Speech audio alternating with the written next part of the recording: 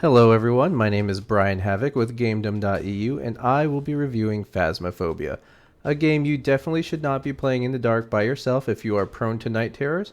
Unfortunately, I have been playing this alone in the dark by myself as someone who is prone to night terrors, but that's okay, because I'm getting paid to review this game and the money can help pay for my therapy.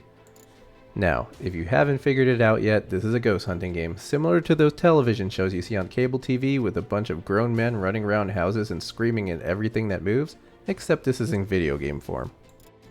You team up with 3 other players in a matchmaking lobby with people from all over the world. Unfortunately, the term matchmaking lobby carries a negative stigma that rears its ugly head in Phasmophobia because any immature person with a microphone can come in and start saying things they would not say to their own parents. But let's not put that on the game. That's just any matchmaking lobby, and that behavior is never going to stop as long as the internet continues to exist.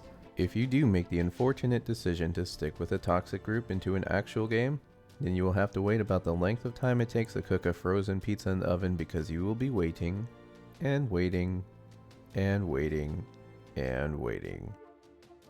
After you've finished waiting, you will load into the truck where you will have to wait even longer for the rest of your team to load in, which, at this rate, you might as well make another pizza. Finally, 2 frozen pizzas later and you and your team have time to prepare and strategize in the truck. Each person can only carry a limited number of items and everyone has their role to play. There are a variety of items you can choose from a digital camera to a crucifix. Yes, a crucifix, because the ghosts you are hunting are not as friendly as Casper. While you may watch some streams where 4 guys run around in the dark while screaming, the best way to go about it is to have one clear-cut leader who coordinates and ensures that all the objectives are met. They might seem like a coward who just wants to sit in the truck, but there are different things the leader needs to monitor from within the truck. However, the leader, who also bankrolls the operation, has 5 minutes to prepare and help the team locate the ghost location before it begins to hunt. Once your group is in, you only have the 5 minutes to find the ghost location and get the equipment set up. Within the 5 minutes, it can try to spook you with flickering lights, turning on water, making noises into your ear, and just being generally spooky. However, after the 5 minutes is up, the ghost will begin to hunt. If you're not careful, you can stir up unwanted activity. Just don't let the ghost catch you when you're alone. Even if your group stays coordinated and together, you can still run the risk of dying before figuring out what the ghost is.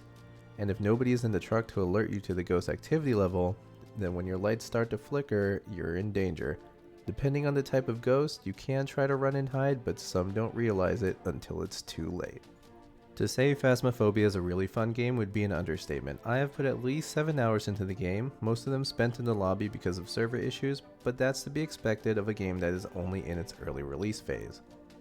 There are a handful of maps, 1 game mode and 10 ghosts. They're always randomized so you will never have the same game twice. For example, if you go back to one house, it might not be the same ghost and it might not be in the same room. I haven't played Phasmophobia with a VR because you don't really need one.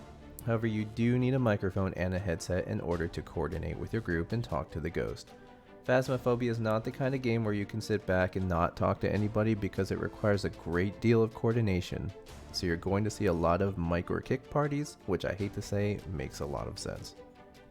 If you want to play Phasmophobia, you will have to pick up the game now while it's in its early access phase because Kinetic Games, the developers and publishers behind Phasmophobia, have already stated the price tag will go up once the game releases sometime in 2021.